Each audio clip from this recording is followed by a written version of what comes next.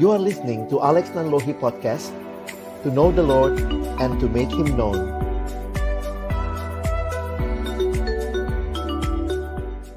Berdoa sebelum membaca merenungkan firman Tuhan.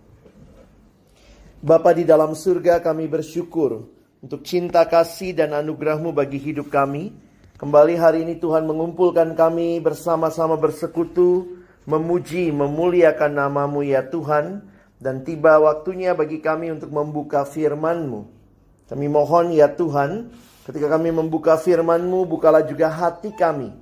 Jadikanlah hati kami seperti tanah yang baik, supaya ketika benih firman Tuhan ditaburkan, itu boleh sungguh-sungguh berakar, bertumbuh, dan juga berbuah nyata di dalam kehidupan kami. Berkati hamba-Mu yang menyampaikan dan setiap kami yang mendengar. Tuhan, tolonglah kami semua, agar kami bukan hanya menjadi pendengar-pendengar firman yang setia, tapi mampukan dengan kuasa dari Roh-Mu yang kudus, kami dimampukan menjadi pelaku-pelaku firman-Mu di dalam kehidupan kami.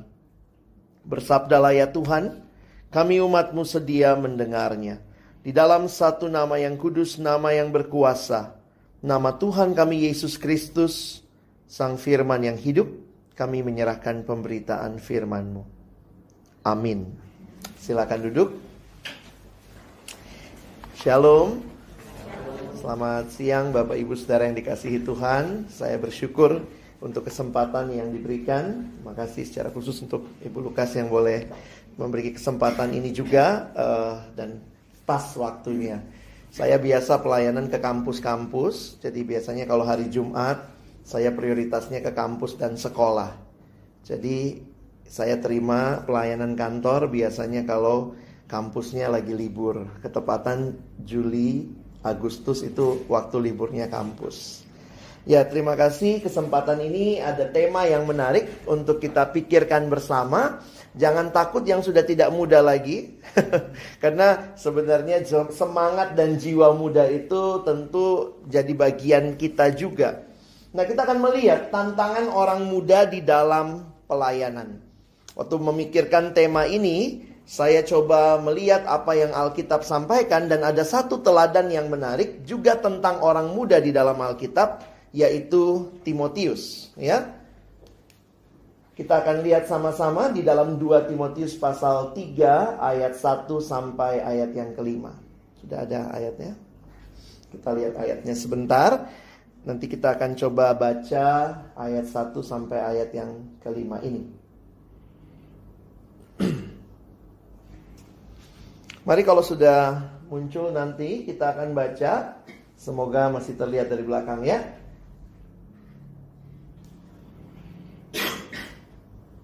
Baik, mari kita baca ayat ini bersama-sama. 1, 2, ya. Ketahuilah bahwa pada hari-hari terakhir akan datang masa yang sukar. Manusia akan mencintai dirinya sendiri dan menjadi hamba uang. Mereka akan membual dan menyombongkan diri. Mereka akan menjadi pemfitnah. Mereka akan berontak terhadap orang tua dan tidak tahu berterima kasih, tidak mempedulikan agama, tidak tahu mengasihi, tidak mau berdamai, suka menjelekkan orang, tidak dapat mengekang diri, garang, tidak suka yang baik, suka mengkhianat, tidak berpikir panjang, berlagak tahu, lebih menuruti hawa nafsu daripada menuruti Allah. Secara lahiriah mereka menjalankan ibadah mereka, tetapi pada hakikatnya mereka memungkiri kekuatannya. Jauhilah mereka itu. Bisa kembali ke slide-nya Pak. Bapak Ibu Saudara yang dikasihi Tuhan, jika kita memperhatikan apa yang terjadi pada waktu itu, Paulus menuliskan surat 2 Timotius kepada anak rohaninya, yaitu Timotius. Dan waktu itu Timotius di dalam kondisi ditinggalkan Paulus melayani di kota Efesus. Apa yang menarik, pada waktu itu Timotius masih tergolong muda. Pada masa itu, untuk seorang sekitar usia 30 tahun memimpin jemaat, itu adalah sesuatu gambaran atau di masa itu masih tergolong muda.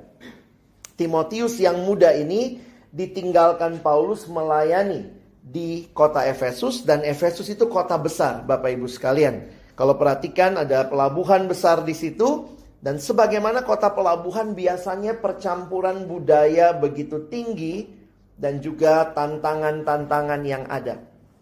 Karena itu dalam tema kita hari ini ya, untuk bicara tentang tantangan orang muda dalam pelayanan, saya ingin mengajak kita melihat tantangan yang Timotius alami, dan nanti kita coba refleksikan di dalam kondisi kita juga.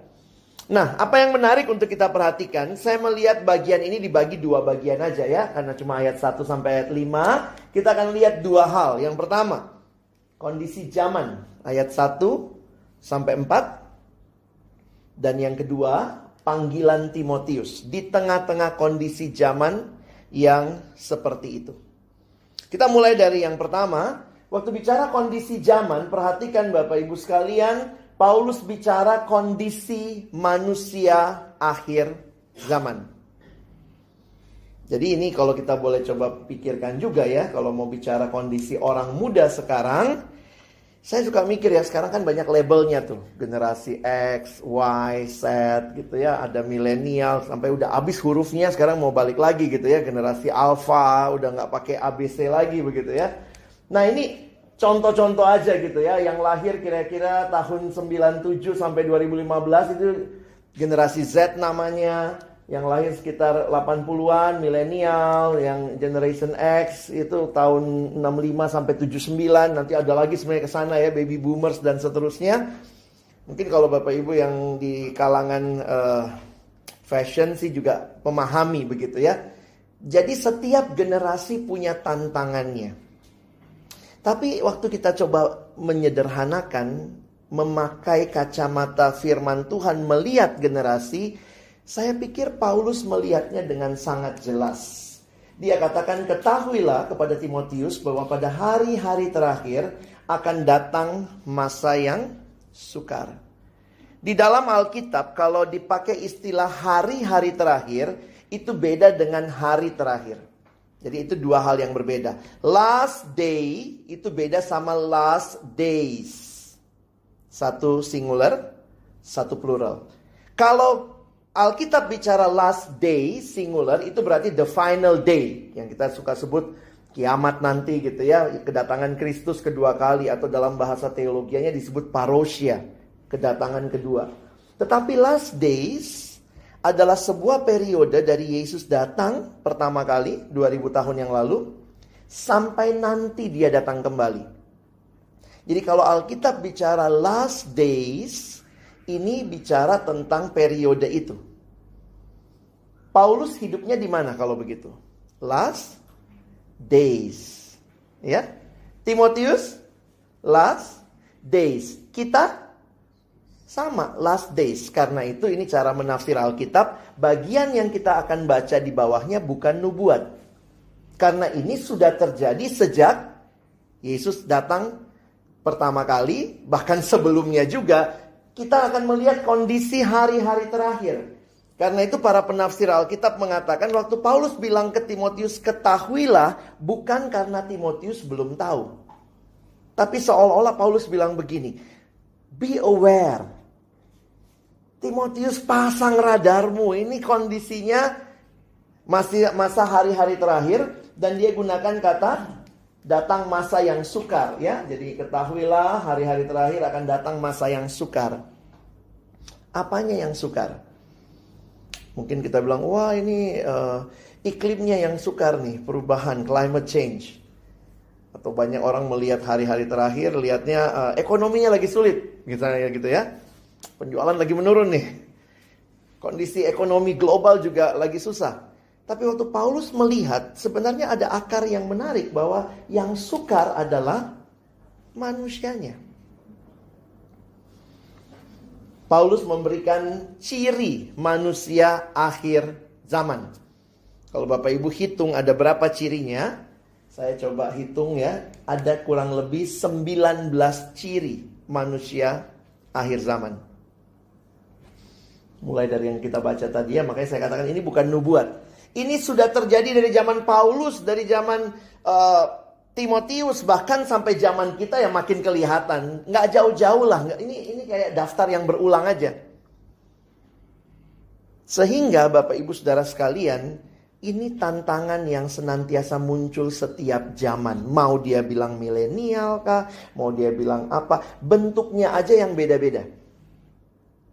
Bentuknya bisa berbeda tetapi akar utamanya sama. Nah, saya menuliskan 19 ciri ini karena saya bahkan memasukkan di bagian akhir menuruti Allah. Jangan dipikir generasi belakangan ini nggak peduli sama Tuhan. Kadang-kadang mereka juga peduli sama Tuhan.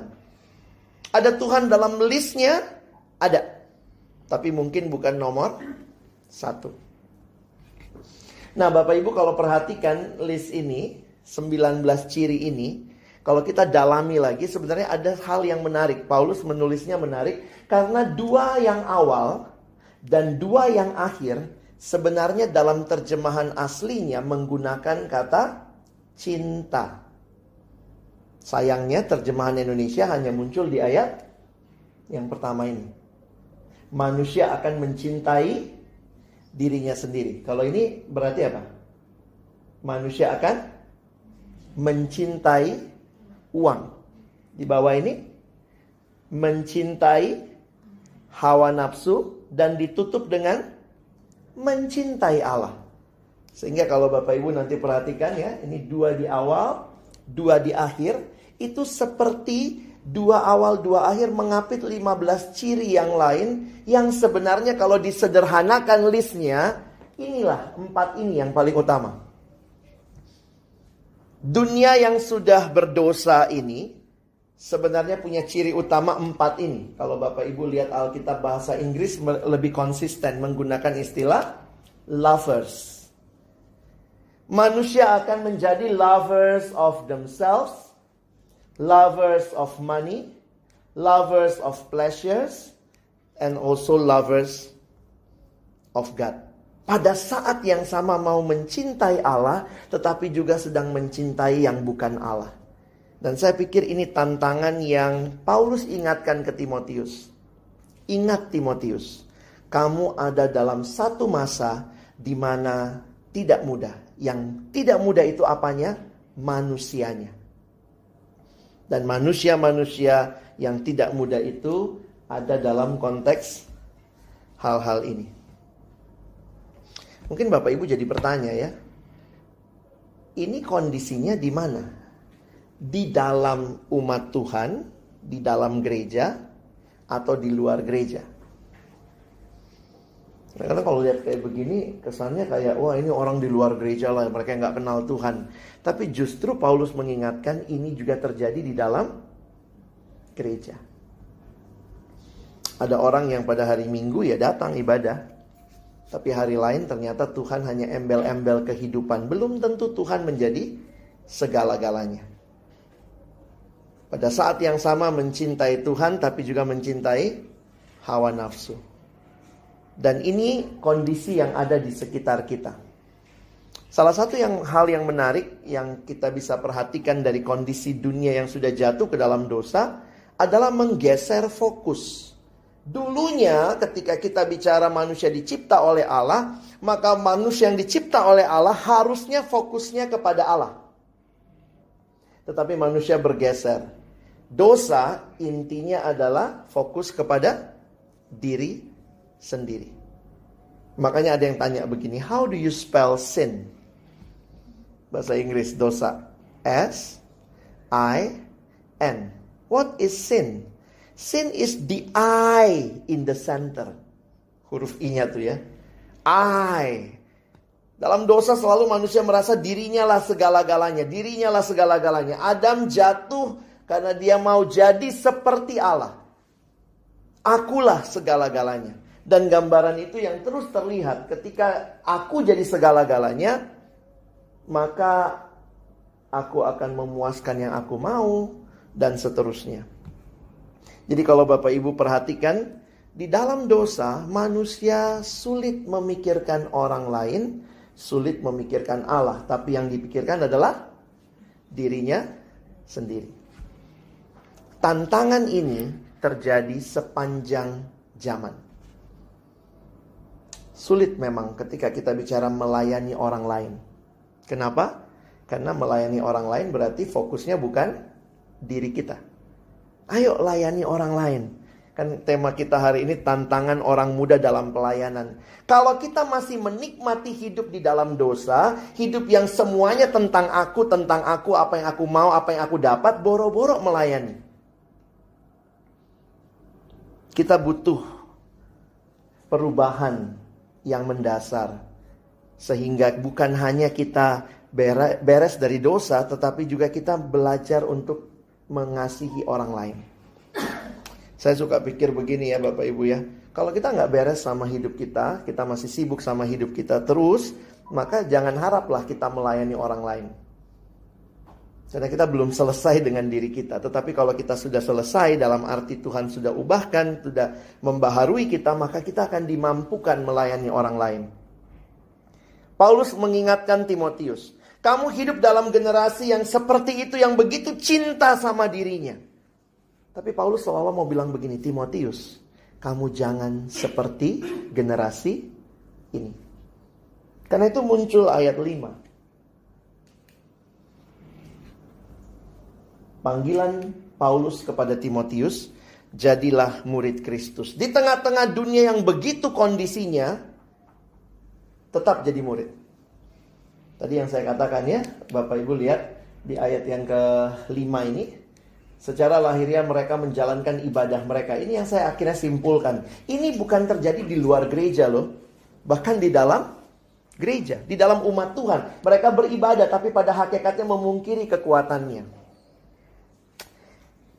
Sehingga muncul respon. Kalau kita lanjutkan ayatnya, muncul ini kalimat Paulus. Jauhilah mereka itu. Saya yakin Paulus bukan suruh Timotius keluar dari Efesus, nggak usah melayani di sana lagi. Tetapi panggilan ini atau perintah ini, jauhilah mereka itu, jauhilah perbuatan mereka. Waktu engkau menjauhi perbuatan mereka, engkau tetap ada di tengah-tengah mereka untuk melayani. Dan saya pikir itu yang Alkitab nyatakan. Paulus tulis surat Timotius supaya Timotius terus melayani di kota Efesus. Jadi Bapak Ibu Saudara sekalian, saya coba menghayati ini panggilannya Tuhan untuk Timotius. Teruslah melayani di sana. Kalau tadi kita lihat listnya ini, kira-kira apa artinya menjadi murid Tuhan? Yang mana dari 4 ini menjadi murid Tuhan? Tentu murid yang mencintai Tuhan. Saya simpulkan begini ya. Jadi Timotius nggak boleh jadi begini. Dia harus jadi seperti ini dong. Ya. Waktu dia mencintai Allah, harusnya yang lainnya dibuang begitu. Menuruti Allah, lovers of God, Timotius harus menjadi pecinta Allah. Di tengah-tengah dunia yang sedang mencintai diri, mencintai nafsu, mencintai uang, ada seorang anak muda dipanggil mencintai Allah sungguh-sungguh. Kenapa itu penting? Apa bukti bahwa kita mengasihi Allah? Saya pikir bukti kita mengasihi Allah bukan seberapa besar kalung salib kita ya. Ya kadang-kadang kan kita senang ya pakai kalung salib. Aksesori Kristen tidak menunjukkan sebenarnya pasti Kristen sungguh-sungguh, kira-kira begitu ya. Ada mahasiswa datang sama saya, Kak gimana ya? Karena ternyata disuruh buka salibnya. Jadi ada dosennya bilang begini, tolong ya kalau saya ngajar kamu buka salibnya. Terus kenapa? Dia tanya sama bapak itu ya. Saya terganggu lihat salibmu begitu ya. Terus kemudian anak ini datang sama saya, terus dia bilang begini, Kak Alex bagaimana nih? Kalau saya buka salib ini nanti saya menyangkal Yesus. Hah? Saya bilang menyangkal Yesus itu bukan sekedar tanda di salibnya. Saya bilang kalau kamu tetap pakai salib tapi kamu nyontek, itu lebih memalukan. Mau dari depan kampus kamu besok pikul salib bahkan masuk. Kalau kamu tetap hidup sembrono gitu ya, nggak ada gunanya. Memang Kristen sekarang banyak simbolisnya ya, simbol-simbol itu utama. Tapi jangan lupa, mana yang penting, simbol apa atau apa yang disimbolkan. Saya pikir yang lebih penting apa yang disimbolkan. Apa artinya? jadi orang Kristen? Apa artinya jadi orang percaya? Apa artinya kita mengikut Tuhan? Saya pikir mari belajar mengasihi Allah. Alkitab mengatakan mengasihi Allah itu seperti apa? Ternyata bukan simbolik. Sederhana sekali. Lihat ayat ini. Kita baca sama-sama ya. 1, 2 ya. Jikalau kamu mengasihi aku. Gampang gak mengasihi Tuhan? As simple as that. Bukan seberapa besar foto Yesus di meja kerja saudara ya. Oh, foto Yesus, nanti buka dompet foto Yesus, di toilet juga ada foto Yesus gitu ya. Mencintai Tuhan itu menuruti perintahnya. Sederhana. Makanya ada lagu bilang gitu ya. Aku mengasihi Engkau Yesus dengan segenap hatiku. Terus refrennya bilang apa? Apa buktinya mengasihi? Ku renungkan firman-Mu siang dan malam. Padahal gak pernah. Tapi kalau nyanyi tutup mata. Oh, ku pegang perintah-Mu dan ku lakukan asal gak susah. Engkau tahu ya Tuhan, tujuan hidupku hanyalah untuk menyenangkan hati-Mu dan hatiku. Gitu ya. Bapak Ibu Saudara sekalian, dunia cinta diri, cinta uang, cinta nafsu. Mari belajar cinta Tuhan. Dari mana? Hal sederhana. Turuti perintahnya. Lebih jauh lagi, tahu dari mana perintahnya? Baca nggak Alkitabnya? Kadang-kadang Alkitab itu jadi buku kudus. Saking kudusnya nggak pernah disentuh. Kudus banget. Jadi banyak orang katanya mencintai Tuhan, Alkitabnya besar begitu ya. Di beberapa gereja itu bahkan Alkitab yang maju mendahului hamba Tuhannya jalan. Tapi saya pikir-pikir jangan-jangan cuma diangkat, diturunkan, jadi simbol, diserahkan ke pendetanya. Tapi apakah betul-betul dihidupi? Ini jadi tantangan buat kita. Saya harap di tengah tantangan dunia seperti ini, bagaimana caranya kita jaga diri ya. Kita baca, renungkan firman Tuhan. Itu bukan embel-embel kehidupan. Kadang-kadang ada yang baca begitu, oh supaya saya diberkati, bacalah gitu ya. Seolah-olah cuman itu kayak mancing Tuhan gitu ya. Gue udah baca loh, berkatin gak? Berkatin gak? Saya pikir bukan itu. Kalau begitu, kita tidak sedang cinta Tuhan. Cinta itu bikin kita mau. Jangan dibalik. Seolah-olah saya mau tapi minta berkat. Sebenarnya bukan seperti itu relasinya. Orang kalau sudah cinta, apa aja dikasih. Kira-kira begitu ya. Tapi kalau nggak cinta, ya boro-boro. Jadi saya pikir apa tujuannya kita baca Alkitab tiap hari? Supaya kita makin cinta Tuhan. Yesus katakan kalau kamu mengasihi aku, kamu akan menuruti segala perintahku. Jadi Timotius diminta menjadi pecinta Allah. Saya coba tafsirkan ini ya. Pecinta Allah itu yang pertama berarti taat sama Allah. Tapi yang kedua, saya yakin juga ini bagian yang penting. Coba kita baca ayat ini sama-sama ya. 1 Yohanes 4 ayat 11. 1, 2 ya.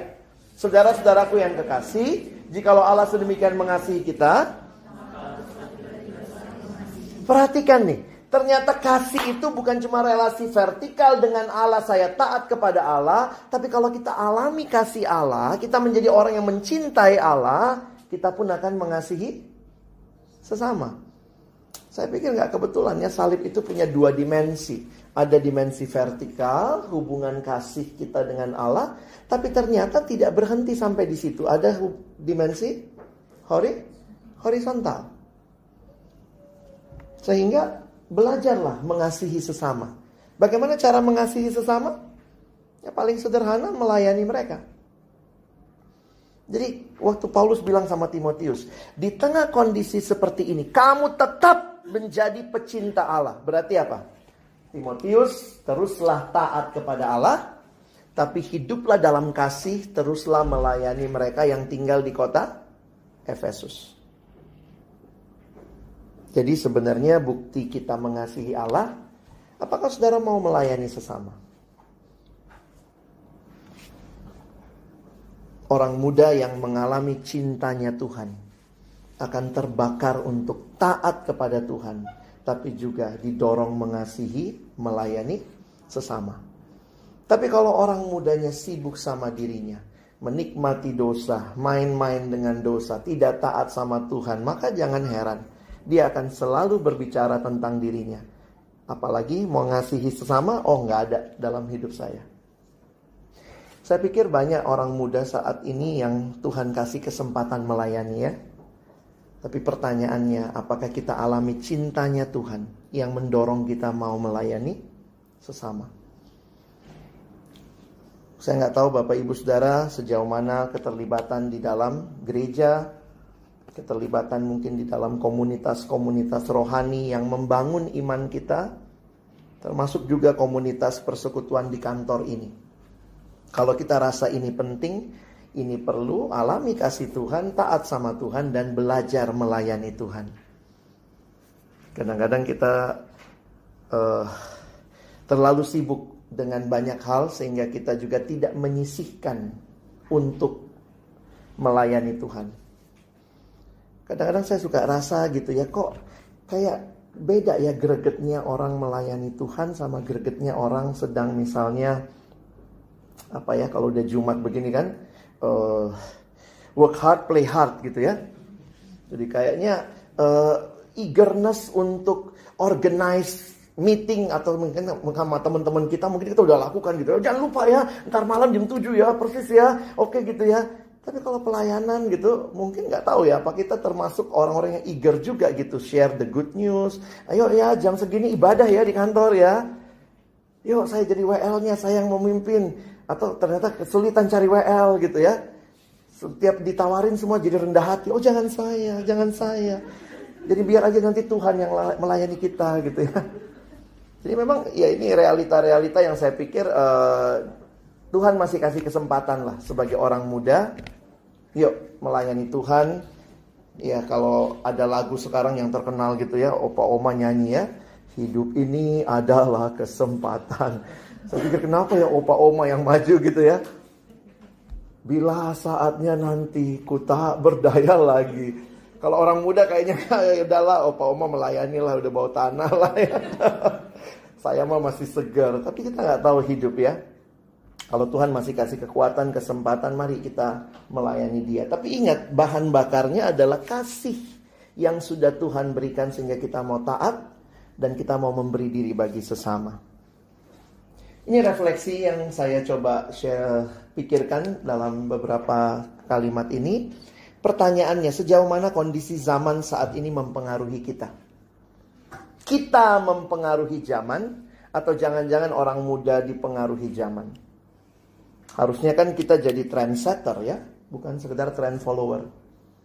Saya pikir kalau di mode aja, di fashion aja kita mau jadi trendsetter, semua orang kalau bisa, jangan kalau bisa ya, maksudnya semua orang akan bukannya bikin KW barang kita ya. Jadi itu tuh kalau bicara fashion ini nih, kalau bicara tas ini, bicara sepatu ini nih. Tapi dalam iman kadang-kadang kita cuma mau trend follower. Bangun hidup yang serius dalam kerohanian spiritualitas kita. Itu penting. Ada satu gambar yang dibuat oleh seorang bernama Dawson Trotman. Dia menggambarkan di dalam sebuah lingkaran. Dia bilang ini ilustrasi roda. Apa itu hidup orang Kristen yang taat? Hidup anak Tuhan yang taat. Dia menggambarkan sama seperti roda, di porosnya harus ada Kristus. Pusat hidup. Sama ya, roda itu yang muter porosnya.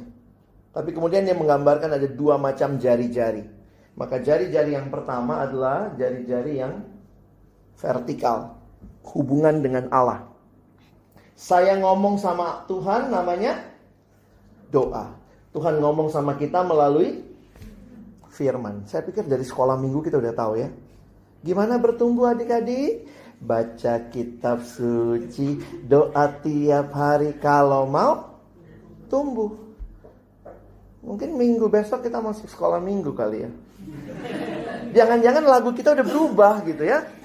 Lagu kita udah lain. Tidak baca kitab suci, tidak doa tiap hari, tidak bertumbuh. Kadang-kadang pikir, iya ya, hal yang dari kecil sebenarnya kita udah tahu, tapi ternyata belum tentu kita alami. Ada yang bilang, Pak, kalau saya baca Alkitab pernah, Pak. Doa pernah, masalah saya di lagu itu tiap harinya, Pak. Baca kitab suci doa, tapi nggak tiap hari begitu ya. Kalau lagi punya pergumulan kayaknya ayat di hari, aduh Tuhan, bicara Tuhan gitu ya. Kalau perlu, jadi Alkitab kayak kotak obat. Kapan butuh ya. Saya ingat ada satu anak mahasiswa datang, "Kak, saya udah mau lulus nih. Saya nggak tahu apa rencana Tuhan bagi saya ke depan. Saya nggak tahu Tuhan mau panggil saya melayani masuk dalam pekerjaan apa. Saya mau cari tahu kehendak Tuhan." Bagus banget.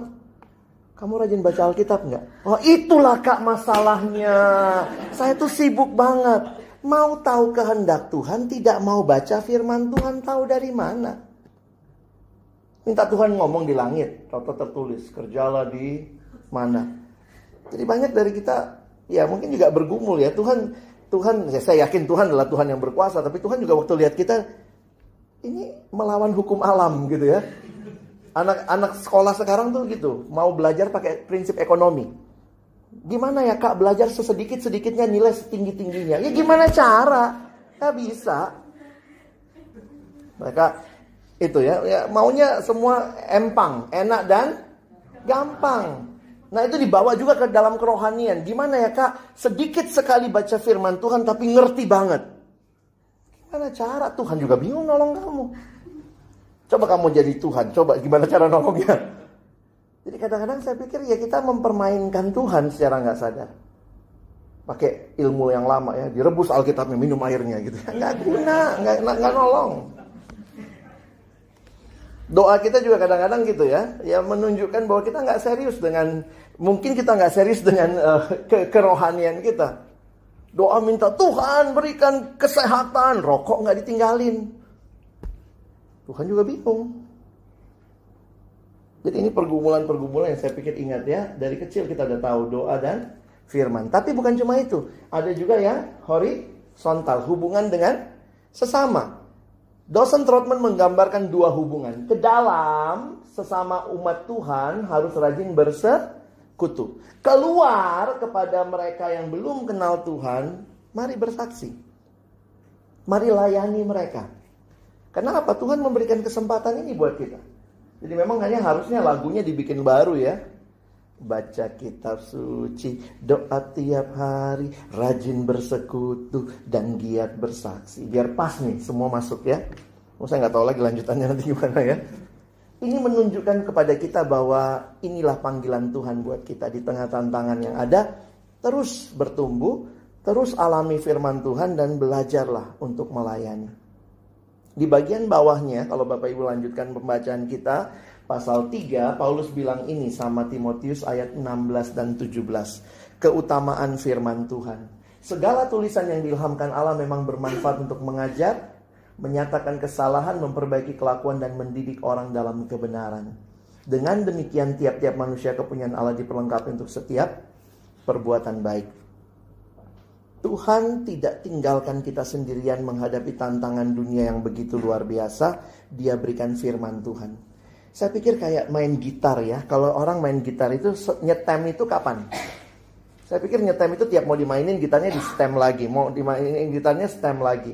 Nggak ada tuh yang, iya gitar saya udah di stem sekali seumur hidup. Nggak ya. Nah seperti itu firman Tuhan. Setiap kali kita baca, hidup kita yang udah mulai fales, udah mulai turun nadanya di stem lagi. Yang agak ketinggian diturunin. Yang agak bawah dinaikin. Jadi setiap kali kita berhadapan dengan firman Tuhan tuh kayak cermin ya.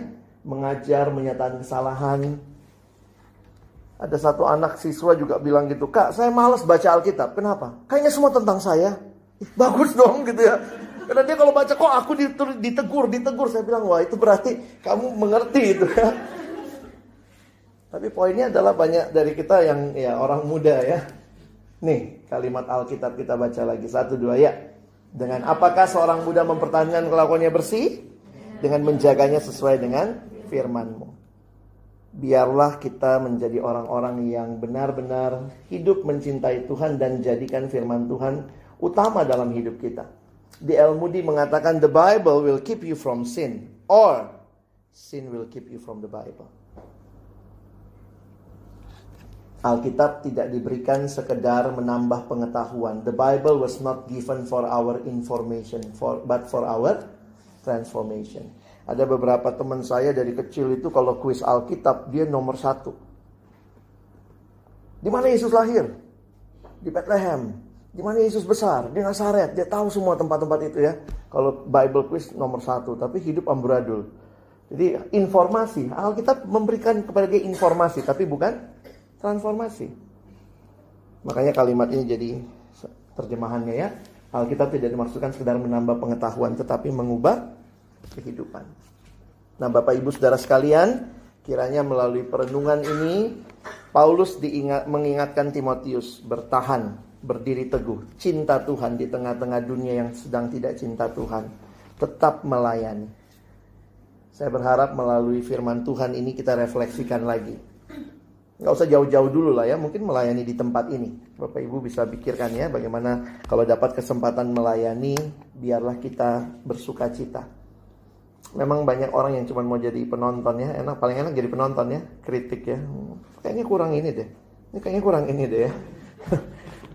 Tapi mari sekali-sekali jadi pemain ya, yang akhirnya juga dipakai Tuhan membawa kebenaran itu bagi orang lain.